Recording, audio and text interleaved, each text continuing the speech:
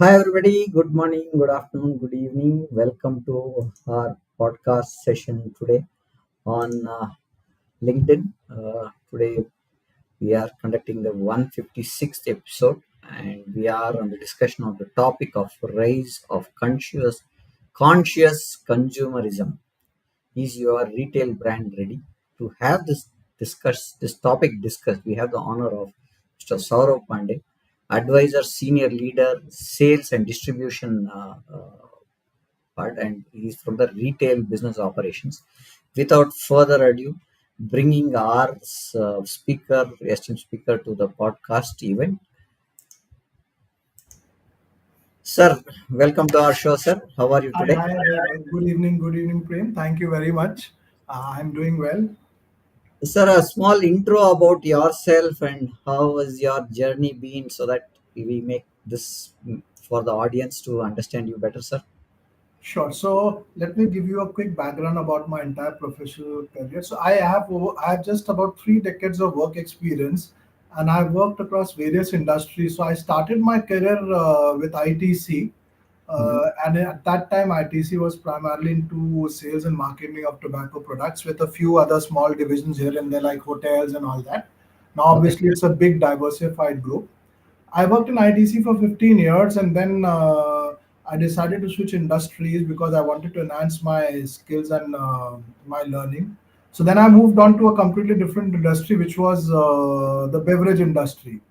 Okay. So I worked in Coca-Cola India for 3 years, and then there was this big uh, talk about retail being the sunrise industry in the country, and Mhm. that's where Reliance Retail was foraying into the retail sector, and we all thought that yes, retail is the next big thing. So I switched Mhm. my job once again. However, I worked in Reliance Retail for 3 years Okay. as a business head for a particular state, and then I Mhm. moved on to telecom. So that was a completely different shift. But in those days, telecom was looking for people who had FMCG background, and Hmm. that's why I got this opportunity, and I decided to take the plunge. And telecom was a completely different experience because I moved from B2C to B2B. But Okay. it was a good experience. So overall, 3 decades of experience across industries, and I'm happy that I did whatever I did in my entire professional career.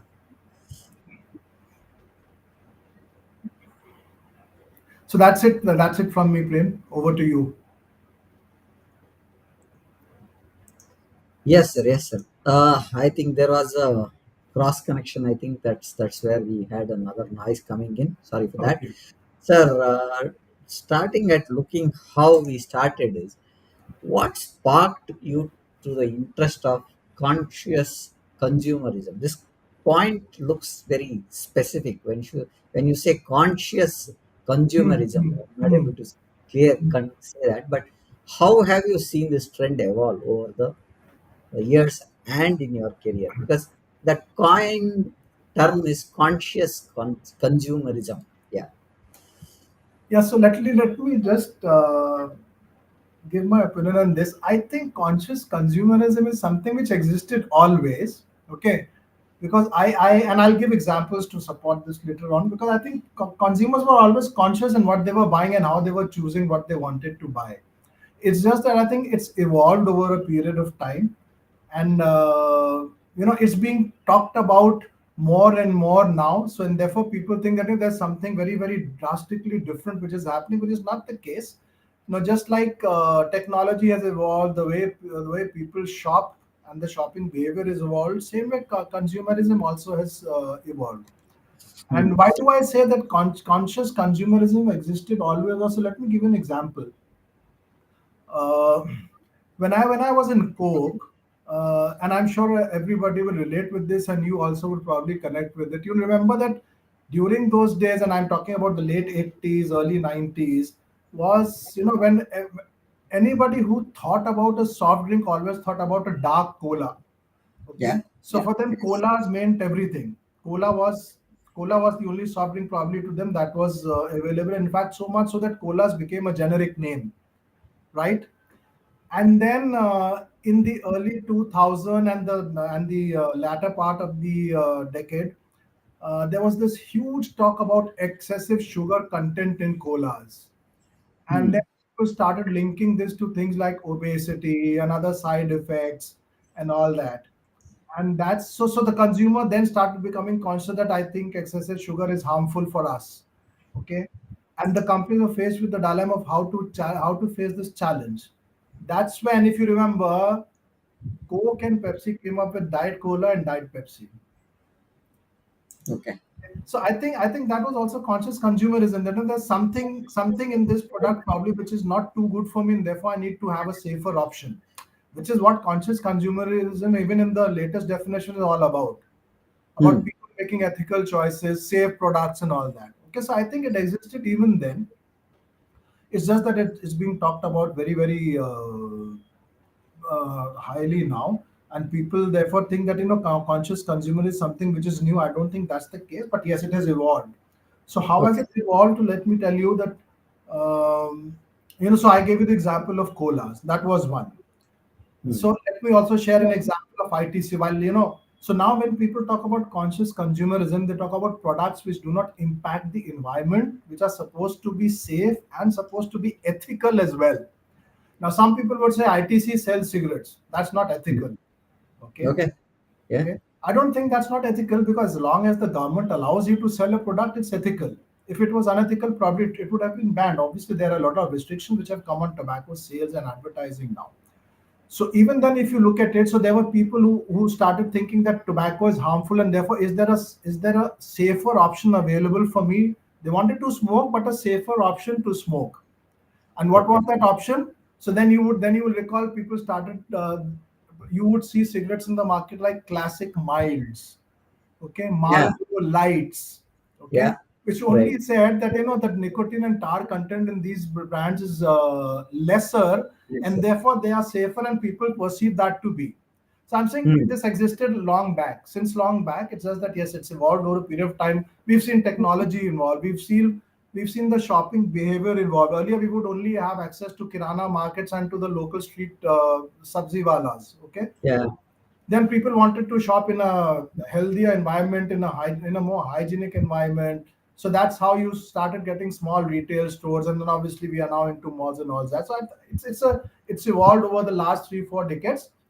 But yes, so it is, and yes, we've seen a different change. I mean, our buying behavior itself has changed. So I think that's the background that I wanted to talk about, and that's so my interest was always there. It's just that I was following it very closely to see how it is moving from one stage to the other, and how is Okay. it evolving with times. So can you share the most or a case study can be discussed on where embracing conscious consumer transformed a retail brand to success? So again, I'll keep giving you examples, Prem, from time, and it will be strictly pertaining to FMCG and retail, because that's where Okay. I've spent most of my professional life in. So again, let me get back to one of the companies that I worked for. Hmm. So I give you the example of Coke versus Diet Coke, Yeah. right? Yes. You will recall that there was a period in 2003 when something absolutely unprecedented happened, for which probably the companies were not even prepared. Okay, so what happened was, in 2003 we had this pesticide controversy. Remember Yeah. that there are Yes. pesticides in soft drinks, and Hmm. that's where Very these two companies, Coke and Pepsi, were taken by storm on how do we now overcome this challenge. Hmm. Okay, but we leveraged, so the companies leveraged this challenge also into an opportunity. So it says that the maximum pesticides were there in colas, right? Hmm. Hmm. So what happened, and they gave a clear check to drinks like Sprite. If you remember, there used to be Yes. an ad which the company started saying is Sprite all clear hai, because Sprite was Ah, given a clean chit, right? right. Right. So that's when we said, okay, I think colas need to be now relegated to the background. Let's promote things which are clearer and which the customer feels to be safer options. And that's how actually the cola segment started declining and the Hmm. clear lime segment started growing. Right. Also, people started shifting their preference from carbonated beverages to juices. So if you Hmm. remember, in those days, Coke had a brand called Maza, Yeah. okay, which Pulpy was a which was Maza. mango pulp juice. Yeah, bulk And juice. Yeah. likewise, Pepsi also had a mango based drink. I forget the name now. Okay, although they were competitors. But Okay. then it was clearly seen as an opportunity to start getting into the juice segment and promote juice category. Hmm. And that's when we started getting into things like so if you would have heard about this brand called Minute Maid, okay, which then started promote, which moved Yes. from Maza to also orange juice, pineapple juice, and all that, and that's how this segment started growing. So to get back to your question, I think what is important is to realize one, that is there an opportunity which exists in an adverse situation, and does it also meet the consumer choice? So Hmm. consumers wanted safer drinks, and they wanted to move shift to juice and to clear lime segment, and which is what the companies leveraged and caught on to it. So I think this is a real case study and a real life example of how you quickly adapt to a changing situation, and how you reduce your response times and capitalize on the opportunity that exists in the market. I think one of the other point that I would like to add, where you said that's where the transformation happened between adoption of what they were having to a different segment altogether. Like Correct. it's a technology side that if you look at, we never had this option of having work from home. So Correct. COVID brought Yes. the technology where we, I recall when I was working for manufacturing this Hmm, hmm, organization at that time, hmm. and they said all our servers and everything are online, but Hmm. we never thought of going or having them accessed from home. So let's do a test before. I think what we started when I was part of Wipro there at that time. Hmm. So this manufacturing client said, "Why don't we test that?" We had a sense, but Hmm, hmm, hmm. somewhere we were not prepared. So let's do a test. We Correct. did test and it worked for us, and we took a chance of before the lockdown was announced that there was some kind of an indication that we got, and we shifted. Hmm. I think we ran it for 1 year, sir. So it was really nice that people started adopting, and that has become a norm today. And Correct. everybody wants to look at work from home, hybrid work, and stuff. I think what you're talking predominantly says when there is an opportunity to leverage something, and people will definitely leverage. That's the Correct. point that you're giving And me. and the example that you gave, Prem, about this COVID thing and work from home culture. Now Hmm. look at it how it's benefited organizations in another way also. Yeah, One is that obviously there's tremendous competition in every industry, every sector.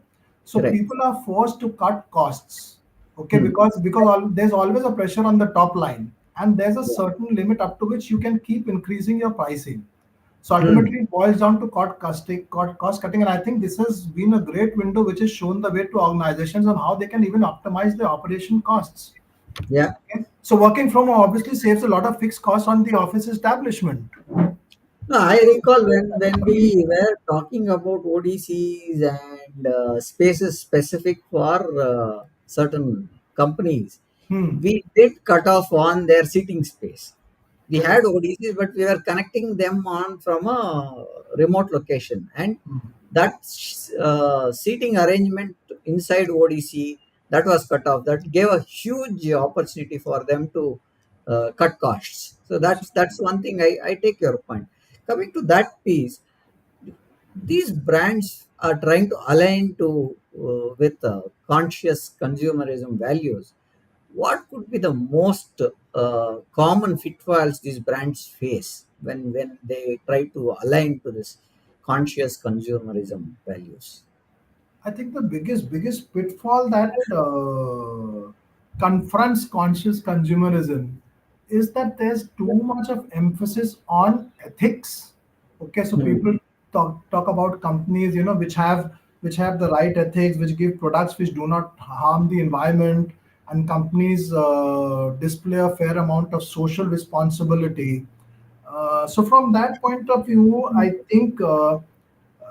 The dilemma that companies will have to address is that one is whether to give more importance and priority to quality and services, or to focus more on ethics. okay, and social responsibilities, which is what is being sought after. Now Hmm. it's a double-edged sword. So company will have to actually strike the right balance between both, because there's no way you can focus only on one side and neglect the other, because both are So, important. You can keep focusing on ethics and on sourcing the products ethically and everything else, but if the quality and service deteriorates, obviously the consumer shifts, and so vice versa. If your quality and service is perfect, but then you are neglecting these aspects which the consumers are becoming aware of, then too you are in a problem.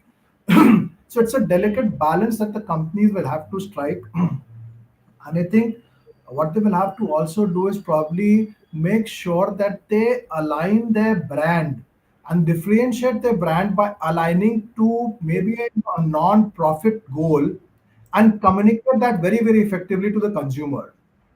So the hmm. consumer knows that yes, this is a brand which is good enough for me to buy also, and they are linked to something which is, which is fulfilling the responsibility towards the environment also. So actually, it requires a lot of thinking. So the marketing teams, the corporate communications team will have to play a very, very vital role in all these. Going taking that cue, for the freshers in the retail industry, what advice would you give staying relevant as a conscious consumer becomes more prevalent? I think for the freshers who enter this industry, so one is that the advantage they have is that they do not carry any baggage with them. Okay. Yeah, So for companies which are very, very old in the system, they will have a tough time thinking, how do I get out of my traditional mindset and adopt the new thought process? But people who enter will come with a fresh mind. So I think for them, one is going to be far easier for them to adopt and strike a balance between quality of services, ethics, and all this thing. And I think what they also need to do is make sure that they create brands and communication which are in sync. So the communication has to be in sync with the brand image. The brand image has to be in sync with the consumer thought process. Okay. And freshers these days, they think out of the box. yeah. Okay.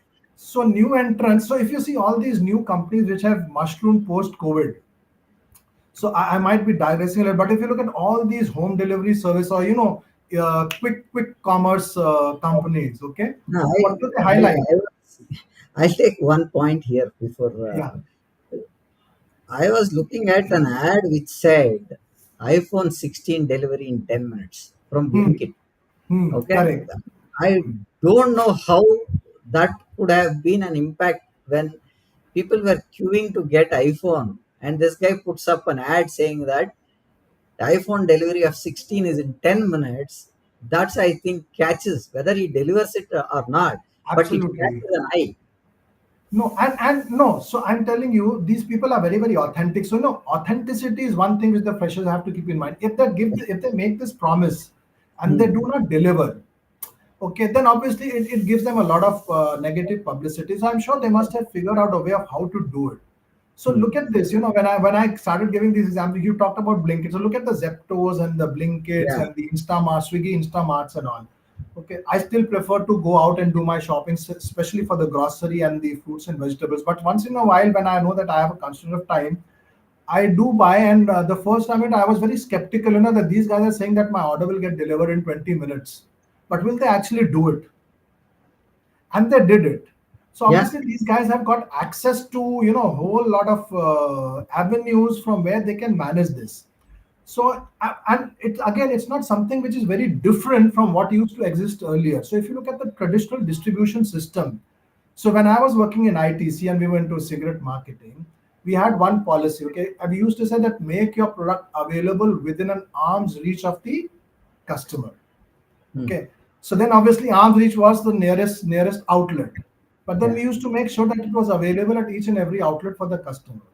Similarly, these home delivery guys also, obviously they have cut down a lot on intermediary costs, okay, because they're sourced directly from the shop and they deliver it to you. But then what Hmm. I'm saying is that they also have a huge network which gives them this flexibility. Otherwise, these, if you remember Pizza, what Pizza Hut earlier used to say, if you don't deliver your pizza in 15 minutes, we refund your entire money.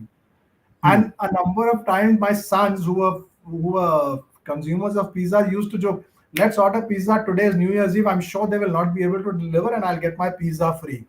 But it Hmm. never happened. They Yeah, delivered the promise. I think that's the key. So you, if you make a promise, you have to deliver that promise, because if you don't, you're finished. true. So again, looking at from a different perspective, how do you see uh, leadership strategies at the C levels getting influenced by the conscious consumerism, and what trends should top leaders be mindful of I today? think I think the only trend which is unpredictable as of now is how technology will evolve and at what pace. Hmm. And I think the senior leadership in every organization has to be very, very focused on this. There are two things they have to be mindful of. One is obviously anticipating changes in the macro environment and Hmm. how it's going to impact consumer preference, okay, or consumer choices. That's point number one. Point number two: what is technology going to do next? Because these Okay. days technology is evolving so fast. I mean, you look at any gadget, for example, or Yeah. let's take the iPhone example itself. You said, huh? iPhone has Yeah. had so many upgrades now. Okay, you never Yeah. know when the next model is going to come out. Okay. Yes. I think Similarly, I would how not is consumer say. preference going to change is what the senior leadership has to be very, very mindful of, and they must always have a contingency plan in place. Hmm. Okay. Uh, Looking at that, how, in your experience, how can retail brands authentically connect with customers who have priorities, ethics over convenience?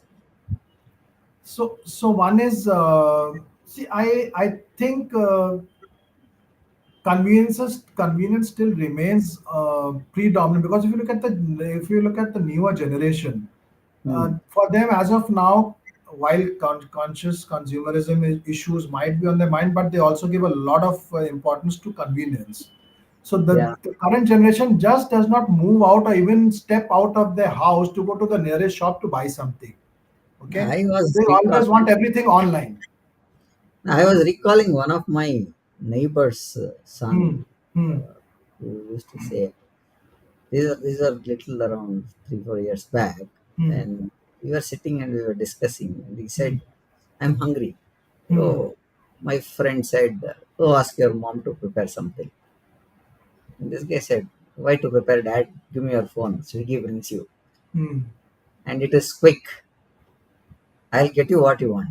Hmm. We never, the point was, we never thought in that language for us to have food. Food was from the kitchen always for us. Correct. And with these apps coming in, and there's another friend who was saying is, he picked up the phone and he ordered something from a shop. Hmm. When we checked where did he order from, it was opposite to the gate. There was one shop. He Hmm. ordered from that shop.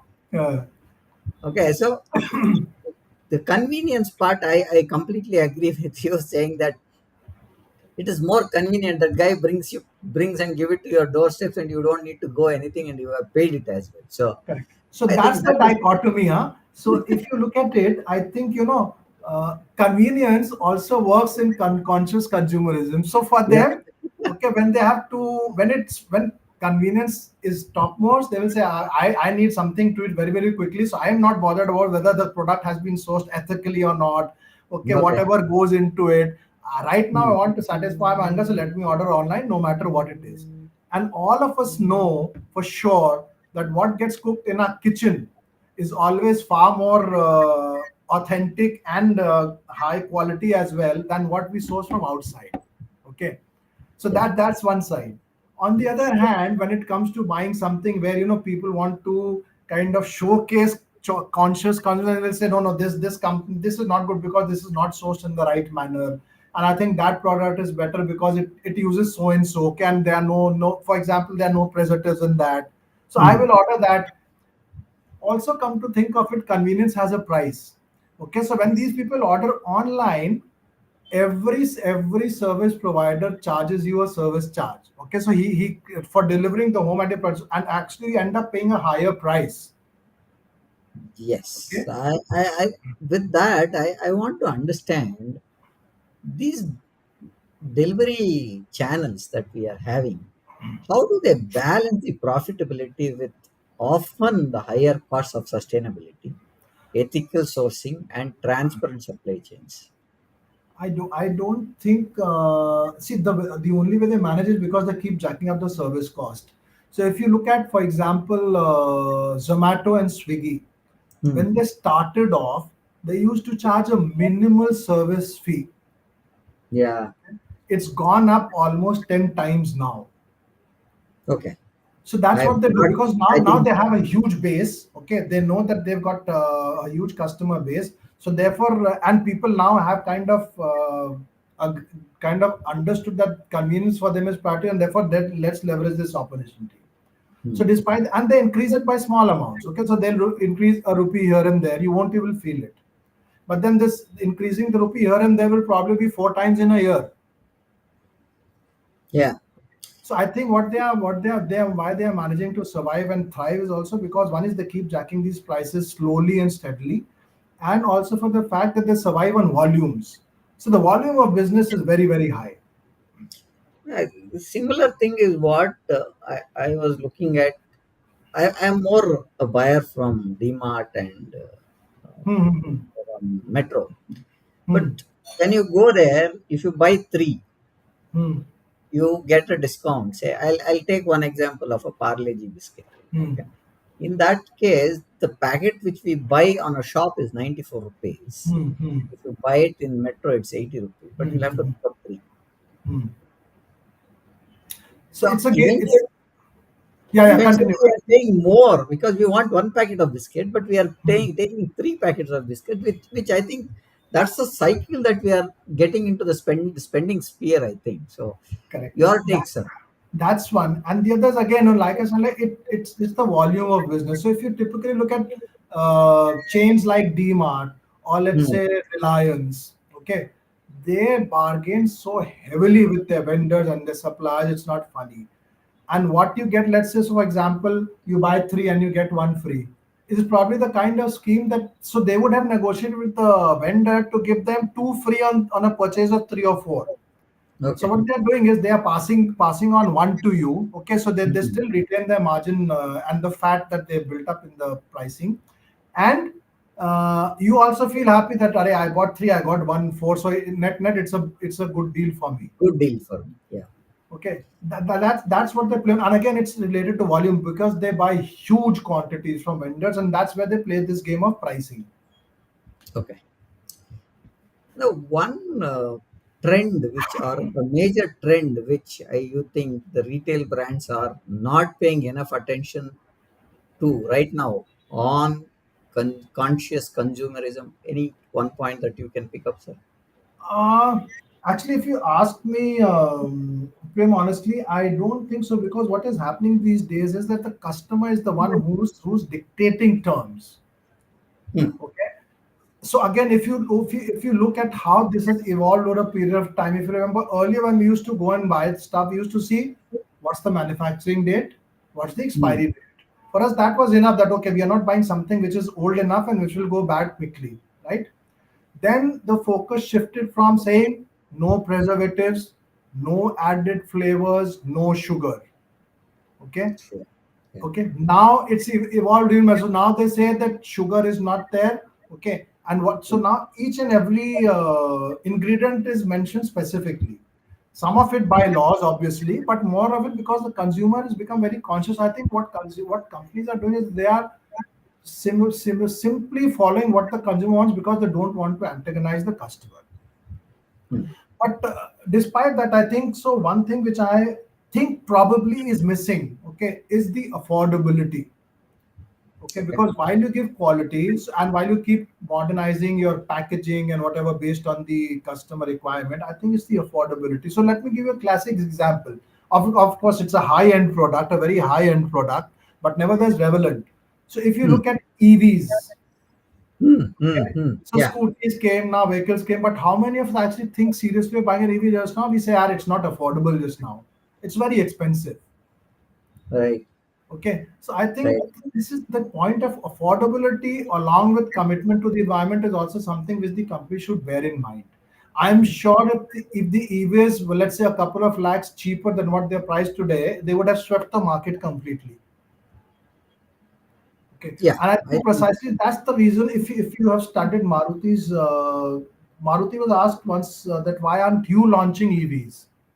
Hmm. And their Okay, one line answer was that we don't think it's affordable for the consumer as of now. okay. So, Okay, so I okay. think trends can be dictated by the customer to a certain extent, but there are Hmm. larger issues as well. So the government policies have to be business friendly. The government has to announce some incentives and stuff like that, so that affordability is also addressed. So I think that's one point: affordability, which some at times is getting missed somewhere. Okay. Sir, I think if I look at in Bangalore in specific, if I Hmm. talk Hmm. about, I see a lot of these consumer delivery things like Hmm. Zepto or Zomato or Hmm. these. They use this electric bikes to Yes. run most of the things. I Hmm. think that these people who are running these chains have understood that that works out much cheaper for them, and It does. that makes a difference for the environment also is what I feel. But I'm not sure how is the disposal, what you said, rightly looking at these batteries, e-wastes and Yeah. stuff. That's one thing that is still not clear, or if there is anything that is done on that, I'm not having clarity on that. But over the period, don't you think the carbon emissions will increase because of these batteries and stuff that will come up? Absolutely. So this is one point which I think is not being addressed and conveniently being ignored just now, is that the disposal of these batteries will probably create a far higher carbon footprint, okay, Hmm. than what is being saved just now. And there's been a huge write up on this, but obviously it's been hushed up, okay, for Okay. various reasons, which I don't know what could be the reasons, but what you have said is absolutely right. You've hit the bullseye. The destruction and the disposal of these batteries needs a proper process Yeah. and, Because and compliance. yeah. Otherwise, it will be worse. So looking at this culture of the companies, where you think what could foster the culture that embraces conscious consumerism from the top, from the leadership to the frontline employees? Is there anything that you can throw light on that, sir? I think, see, all the leaders who have a clear vision on this, okay, Hmm. must make sure that the entire organization is aligned to that vision. Okay, and let me tell Okay. you, so I worked in a company where it was not a startup. It was a couple of years old, and I'm talking about my telecom experience. So we were into the infrastructure side, passive infrastructure providers. Okay, and we were just about 2 years old, and our CEO had a very clear vision. So he said, "We I want to design the vision statement for this company, but I don't want to do it alone. I Hmm. want people from all over the country to participate in this exercise, so that because they will be involved, they will be aligned, and the division will have their buy-in also, and therefore they will work towards achieving this vision." So I think Okay. the leaders have to play very important getting the complete organization aligned. Okay, that's one. And secondly, then to make sure, see, a leader is as good as he wants to be. So Hmm. according to me, a good leader shows the way, but he also goes the way. Okay, so you can't just show the way. You have to travel with your team on the entire path and then take them to the destination. That's Are extremely you important. are you saying that the leader has to travel the path where the common man travels as well, and to understand it better? Absolutely, I think that being in touch with the ground roots is absolutely important. Without that, I think no leader succeeds. No, no. Coming to these points again, how do you think the consumer feedback has reshaped your approach to conscious consumerism? Oh, that's very important, because see, ultimately, what your existence is because of the consumer and the customer and the end customer. If you mm. do not listen to your consumer, because the consumer always will give you the right feedback. Yes, Yeah, I'm saying if you, let's say, if you come across 100 consumers, maybe the feedback of two or three of them could be something which you might choose to ignore or neglect. But I think by and large the consumer gives you absolutely the right feedback on what he wants, what are you delivering, whether you're delivering up to his satisfaction or not, and what improvements you can make to your product or service. So I think that's absolutely important. And let me give you give you a real example. So when we were in ITC, and this again pertains to the tobacco market. mm, So ITC's biggest competitor was, ITC was the market leader, okay, but the competition was from the beeri industry. Now, people might say, "Arey, where BD is absolutely low and cigarettes were high." No, that's not the case, because we used to send low end cigarettes also. We used to send cigarettes without the filter, right? And therefore, we were working the market once, and we were discussing things with a beeri smoker, okay, a mm. beeri smoker at a retail outlet. And he said that his aspiration was to smoke a cigarette, okay, Okay. but he could not because it was expensive. So he said, why don't you people bring a cigarette which is almost at price parity with beeries? Okay, now obviously that at that time we thought, "Arey, what a wild suggestion is he giving. How will we ever be able to do that?" But Mm, then uh, the government actually made a provision in the excise structure where they said that you could launch a smaller cigarette, okay, which was just a little bigger than the Biris, a non-filter cigarette, on which the duty would be very, very low. And that's when we realized that, array, consumers asked for this, and here is the opportunity for us. So it okay. was called the bingo segment, okay, Okay. and we launched cigarettes in the bingo segment, and they were a huge success. So customer feedback is very, very vital, and you don't know how it's going to impact your business and in what proportion. So no Mm. customer feedback or consumer feedback should be taken lightly at all. No, I think customer feedback is the breakfast for champions. I think that's the statement that we've been listening to.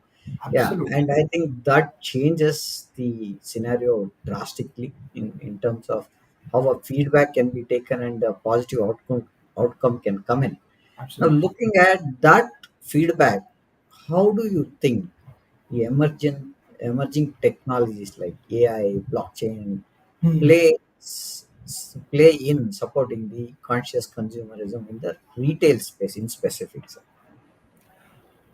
See, the use of technology as of now, if you look at it, is in the retail segment. I think is located to certain specific areas. Is limited to, so let's say warehousing uses a lot of technology to look at the product quickly.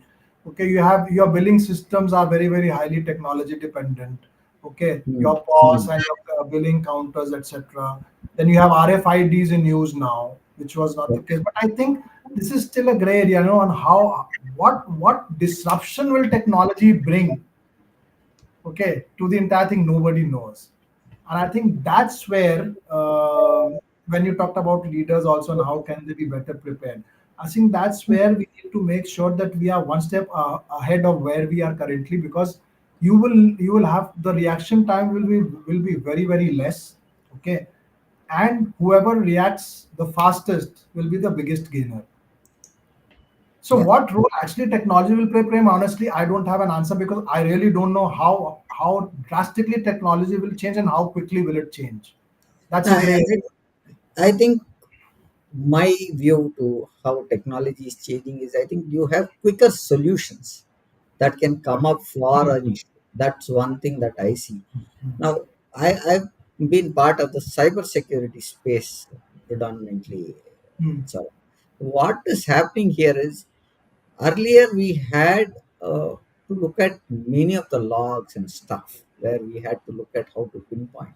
I think Hmm. what technology is done is consolidation and bringing up those logs to come at a conclusion saying, is this repeating?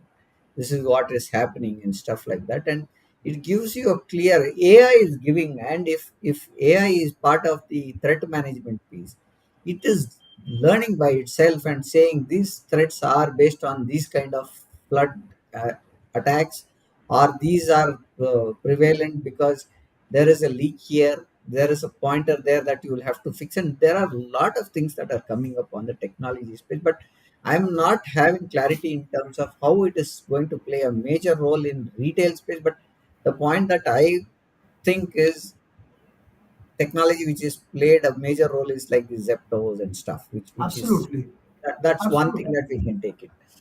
Yeah, Okay. and so the only thing I can say is that every organization's think tank which handles the IT function and the senior leadership, one is that the best they can do is be aware of what are the changes happening across the globe. Okay, because it's something starts in some part of the world and then it spreads across. Okay, Yeah. because some people see perceived value and therefore they say this is the right thing to replicate and they replicate very fast. So one is that people have to anticipate and be aware of what are the changes that are happening globally, no matter what part of the world it is, because sooner or later it's going to come to our country as well. And Okay. therefore make sure that we are equipped to handle that situation very, very fast. And our response times are very, very low. That's all that I can say. Sir, I've seen some of the businesses fear to embrace Hmm. the conscious consumer, meaning means alternating certain customer segments. How Hmm. brands can overcome these kind of challenges? Any thoughts around that? I think there's no shortcut. If people want to avoid this, I think this is a reality.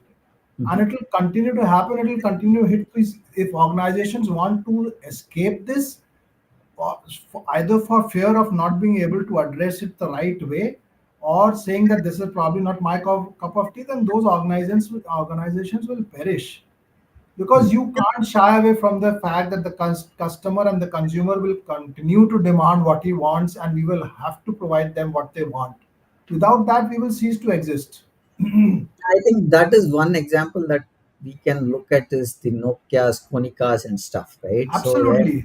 yeah, Bang on. BlackBerry, Nokia is bang on. Bang, Nokia, Konica, where they said they will not go to digital stuff, where Kodak and Absolutely. Konica, that Uh, went down. Now BlackBerry made a bigger mistake saying that, yes. and I was reading somewhere last week. So what happened is I didn't have that correlation earlier.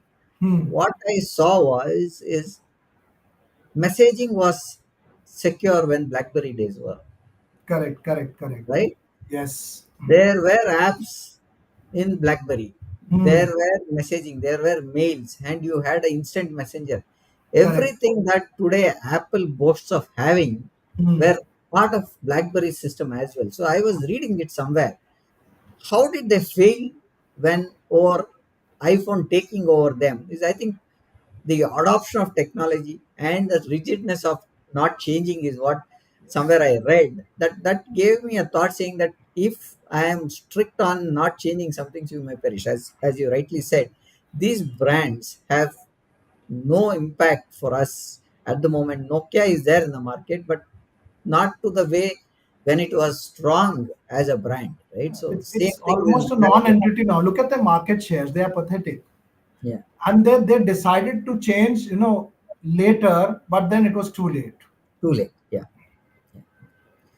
So, so looking at that, what advice would you have for business owners on measuring long-term impact on conscious consumerism, on brand loyalty and customer retention? Because people who are loyal to customer brands will always be the customers who will go to those brands and buy them again. So that Correct. retention and loyalty, how do we measure So and how so do I these think look at? so I think one thing with the company, if you can build brand loyalty, then the second one gets addressed to a large extent, that is customer retention. But Hmm, I'm saying customers, you can retain customers only if they are repeat buyers of your product or service. So I think what they should measure is one. I think, and by now, I think a lot of organizations have a very structured way of measuring customer satisfaction. hmm, Okay. So customer satisfaction survey, I think, is the one thing which is now really caught on, and more so with increasing conscious consumerism. I think it's becoming even more critical. So one is that this CSR teams have to be really good. The customer satisfaction surveys have to be very, very tight, and they have to make sure that they are in regular touch with the customers, no matter how large the customer base is. If you start neglecting your consumers or you take them for granted, that's where you start losing out. So having a very, very tightly stitched customer satisfaction measurement system, I think, is very, very important. And you must measure your brand loyalty and customer retention. I think there are a lot of tools which are available, but I think if I talk about the most basic things, and all the tools revolve around these basic principles of, whether the customer first, whether he's buying your product or service repeatedly. Okay, is he a brand ambassador for you, in the sense that, see, because what happens is, if you focus on selling the right product or service, and you focus on your after sales, the Hmm. customer himself becomes your brand ambassador, and he will refer your brand to someone else. That's the true measure of brand loyalty, Okay. and he will always be with you. Such customers will never go away. Yeah. Okay. Thank you for that insight. What do you believe is the most significant unknown in the future of conscious consumerism, and how can the brands be prepared for it? Well, honestly, I think it's not an easy one to answer, but if you look at it, I think the way conscious consumerism is moving, okay, Hmm. there is Hmm. there is significantly high emphasis and on basically two things. One is whether the product and the sourcing of the company is ethical. That's point number one. And point number two, whether the objective of making sure that you are committed to the environment as well. Okay, these three objectives are fulfilled. So, if you ask me, okay, the best example I can give it, if you look at the posts of Dabur India Limited on LinkedIn, okay, the way they communicate their social responsibility initiatives on LinkedIn, and with regular frequency. Every week there is a post that they've done something or the other in some part of the country. Okay. Okay, be it with respect to the sourcing, be it with respect to their commitment to the environment in terms of tree plantations and conserving the environment, or blah blah blah. So I'm saying, on the one hand, they do say that their products are, because they harp a lot on the quality and the homegrown sourcing and the Ayurvedic background.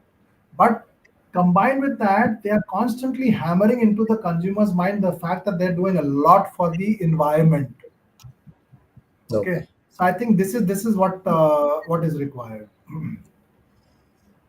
With that, I have my pointers. Any last minute pointers, or any last takes that you want to put from the conscious consumer? Is your retail brand ready? When you say ready, what is that we are talking about, and how is that we should look at as a last pointer from you on this episode? I think we've covered it all. So I would like to reiterate that the companies must make sure that they do not compromise on the quality or services that they provide, either of Hmm. the product or the service. That's on one side. And on the other side, make sure that they communicate effectively and are seen as genuine delivers of their promise in terms of the commitment to the environment, ethics, and being transparent with the customer. So I think that's what I would like to conclude with. Okay. Thank you for that, Saurabh. I would like to summarize on what we discussed on a high level, which I've taken some of the notes, which I tried to look at. We spoke about the interest of conscious consumer, and one case study which consumers transformed using a retail brand is what we discussed, and some kind of a real-time examples. We spoke about pitfalls, we spoke about leadership getting influenced, and freshers entering the retail market, what advices was to be known to them, and what could be some of the challenges these established brands struggled shifting from to an ethical to a sustainable practices stuff is what we discussed.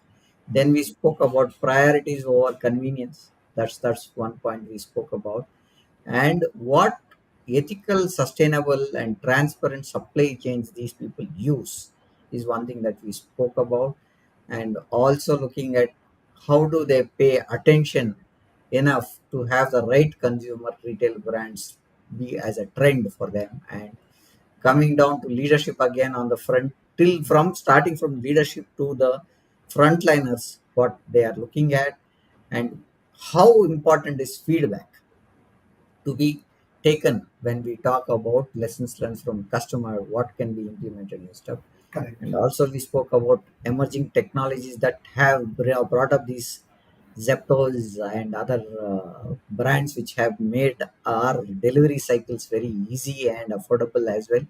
And we spoke about altering customer segments, how brands can overcome these challenges. And we spoke about how they measure these long-term loyalty and retention stuff. What the future of conscious consumerism is what we spoke about. These are some of the points that I've taken from your points that we discussed today, Saurav. It's been a Yep. great session. I think for me, at least, there's a lot of learning that I have taken from you on this topic. It's been an honor to have you on our session today, and we would like to thank you for that. And with this, we would like to conclude our session. And we are streaming as we speak live from LinkedIn to YouTube, Facebook, Twitter, Instagram. Hope you have found this discussion valuable. Thank you for joining us on today on LinkedIn Live, Saurav. And Thank you. Thank you so much, Prem. It's been an absolute privilege for me too, and a great yeah, experience. So thank you for having provided this opportunity, and we hope to stay connected. Thank you yeah. so much. Okay, thank you, sir. With this, I would like to conclude. Thank you, Saurav, again, and the audience for being patiently listening. We'll come out on another session on 15th with a new topic on 15th at 6:30 p.m. IST. Thank you for now.